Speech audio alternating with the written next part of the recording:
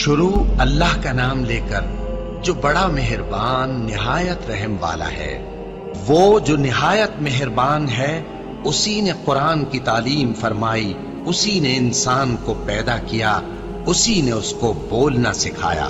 سورج اور چاند ایک حساب مقرر سے چل رہے ہیں، اور بوٹیاں اور درخت سجدہ کر رہے ہیں، اور اسی نے آسمان کو بلند کیا اور میزان عدل قائم کر دی کہ اس میزان میں حد سے تجاوز نہ کرو، اور انصاف کے ساتھ ٹھیک تولو اور تول کم مت کرو۔ اور اسی نے خلقت کے لیے زمین بچھائی، اس میں میوے اور کھجور کے درخت ہیں جن کے خوشوں پر غلاف ہوتے ہیں، اور اناج جس کے ساتھ بھس ہوتا ہے، اور خوشبودار پھول۔ تو اے گروہ جن و انس، تم اپنے پروردگار کی کون کون سی نعمت کو جھٹلاؤ گے؟ اسی نے انسان کو ٹھیکرے کی طرح کھنکھناتی مٹی سے بنایا، اور جنات کو آگ کے شعلے سے پیدا کیا۔ تو تم اپنے پروردگار کی کون کون سی نعمت کو جھٹلاؤ گے؟ وہی دونوں مشرقوں اور دونوں مغربوں کا مالک ہے، تو تم اپنے پروردگار کی کون کون سی نعمت کو جھٹلاؤ گے؟ اسی نے دو دریا رواں کیے جو آپس میں ملتے ہیں، مگر دونوں میں ایک آڑ ہے کہ اس سے تجاوز نہیں کر سکتے۔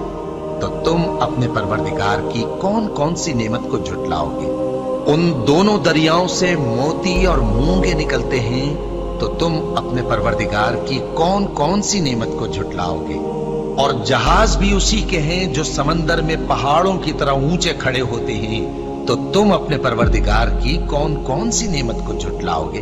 جو مخلوق زمین پر ہے سب کو فنا ہونا ہے، اور تمہارے پروردگار ہی کی ذات جو صاحب جلال و کرم ہے باقی رہے گی۔ تو تم اپنے پروردگار کی کون کون سی نعمت کو جھٹلاؤ گے؟ آسمان اور زمین میں جتنے لوگ ہیں سب اسی سے مانگتے ہیں، وہ ہر روز کسی نہ کسی کام میں ہوتا ہے۔ تو تم اپنے پروردگار کی کون کون سی نعمت کو جھٹلاؤ گے؟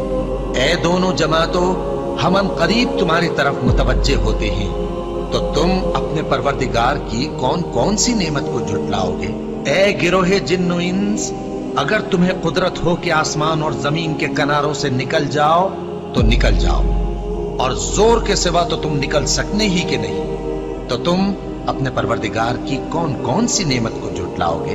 تم پر آگ کے شعلے صاف اور دھواں ملے چھوڑ دیے جائیں گے، تو پھر تم ان کا مقابلہ نہ کر سکو گے۔ تو تم اپنے پروردگار کی کون کون سی نعمت کو جھٹلاؤ گے؟ پھر جب آسمان پھٹ کر تیل کی تلچھٹ کی طرح گلابی ہو جائے گا تو وہ کیسا ہولناک دن ہوگا۔ تو تم اپنے پروردگار کی کون کون سی نعمت کو جھٹلاؤ گے؟ تو اس روز نہ تو کسی انسان سے اس کے گناہوں کے بارے میں پرسش کی جائے گی، اور نہ کسی جن سے۔ تو تم اپنے پروردگار کی کون کون سی نعمت کو جھٹلاؤ گے؟ گناہگار اپنے چہرے ہی سے پہچان لیے جائیں گے، تو پیشانی کے بالوں اور پاؤں سے پکڑ لیے جائیں گے۔ تو تم اپنے پروردگار کی کون کون سی نعمت کو جھٹلاؤ گے؟ یہی وہ جہنم ہے جسے گناہگار لوگ جھٹلاتے تھے، وہ دوزخ اور کھولتے ہوئے گرم پانی کے درمیان گھومتے پھریں گے۔